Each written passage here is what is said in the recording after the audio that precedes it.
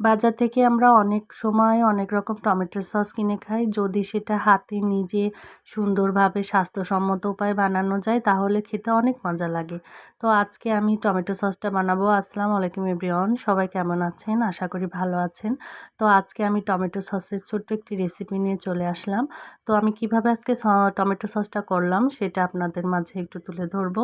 তো tomato sauce করার জন্য কিভাবে কি প্রস্তুত লাগবে, কি করা লাগবে না লাগবে সেটাই আমি বলবো। আর আমার বাচ্চাদের টমেটো সসটা অনেক পছন্দ, এই জন্য আমি বাসায় চেষ্টা করি তাদের জন্য টমেটো সসটা করে দেওয়ার জন্য।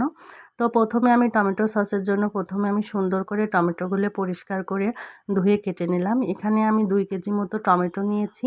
তো টমেটো এখন সুন্দর করে পরিষ্কার করে কেটে কুটে নিয়েছি, কড়াই বসিয়ে দিয়েছি। এখন এই টমেটোগুলো কড়াইতে দিয়ে দেব। তো এখানে আমি টমেটোগুলো কড়াইতে দিয়ে দিয়েছি। দেওয়ার পর এখানে আমি কিছু শুকনো মরিচ, পেঁয়াজ, রসুন, আদা, দারচিনি আর লবঙ্গ দিয়েছি। দিয়ে এখন আমি সুন্দর করে ঢেকে দেবো। এখানে পানি ব্যবহার করা যাবে না, পানি এখানে এমনিতেই হবে অনেক পানি। তো এই যে আমার কি সুন্দর টমেটোটা গলে গলে গিয়েছে। এখন আমি সুন্দর করে একটু নাড়াচাড়া করে ঢেলে নিয়েছি। ঢেলে নেওয়ার পর আমি কিছুক্ষণের জন্য এটা ঠান্ডা হতে দেবো। তো আমার টমেটোগুলো বেশ ঠান্ডা হয়ে গিয়েছে।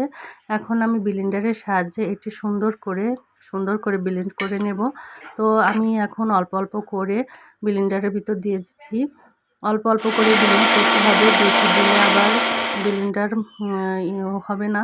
তো আমি এখানে ব্লেন্ডারটা দিয়ে ব্লেন্ডার করে নিচ্ছি। এখানে আমি চালনের সাহায্যে সুন্দর করে ছেঁকে নেব। যাদের অন্য কিছু আছে সেটা দিয়েও ছেঁকে নিতে পারেন, তবে চালন দিয়ে করলে এটা আমার কাছে অনেক ভালো হয়।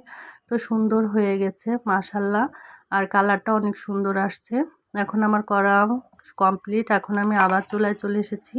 এখানে আমি চিনি, ভিনেগার আর কর্নফ্লাওয়ার ব্যবহার করব। তো আমি চুলায় আবার বসিয়ে দিয়েছি, দিয়ে এখানে অল্প পরিমাণ মতো চিনি দিয়েছি। যার যার স্বাদ অনুযায়ী চিনি কম বেশি দিতে পারেন আপনারা, তবে আমরা একটু চিনিটা কম দিয়েছি, ঝাল ঝাল হলে আমাদের খেতে খুব ভালো লাগে। তো এখানে আমি চিনি দিয়ে সুন্দর করে একটু নাড়াচাড়া করে নিচ্ছি। চিনি দিলে চিনিতে আবার একটু পানি বের হয়, এজন্য হালকা আছে অনেকক্ষণ ধরে একটু নাড়াচাড়া করতে হয়। আর কি সুন্দর কালারটা আসছে মাশাআল্লাহ, অনেক সুন্দর কালারটা। তো এখানে আমি আবার একটু সুন্দর করে কর্নফ্লাওয়ার ভিনেগারটা একসাথে 2 চামচ কর্নফ্লাওয়ার আর 2 চামচ ভিনেগার দিয়ে সুন্দর করে গুলিয়ে নিয়ে আমি টমেটোর ভিতর দিয়ে দিচ্ছি। এখানে স্বাদ মতো লবণও দিয়ে দিচ্ছি। আর টমেটোর ভিতর ভিনেগার আর কর্নফ্লাওয়ারটা দিলে অনেক দিন থাকে, আর কর্নফ্লাওয়ারটা একটু গাঢ় হয়। তো এই যে আমি বাটিতে চেক করে নিচ্ছি যাতে টমেটো সসটা খেতে কিভাবে হবে না হবে, বা একটু পানি আছে নাকি সেটা বোঝার জন্য আমি বাটিতে একটু ঢেলে দেখছিলাম যে পানি আছে কি না। তো না, এই যে আমার টমেটো সসটা প্রায় কমপ্লিট। অনেক সুন্দর মাশাআল্লাহ, অনেক সুন্দর একটা কালার আসছে। তো এই যে আমি ঢেলে নিয়েছি, আমি 2 বাটিতে ঢেলে নিয়েছি। এখন ঠান্ডা হলে ফ্রিজে রেখে দেব। তো আজকে আমার ভিডিওটি কেমন লাগলো অবশ্যই আপনারা কমেন্টের মাধ্যমে বলবেন। আশা করি অনেক সুন্দর হয়েছে। আর আমার টমেটো সসটা খেতে এত মজা হয়েছিল, আমার বাচ্চারা বলছিল, আম্মু বাজারের টমেটো সস থেকেও তোমার টমেটো সসটা অনেক ভালো।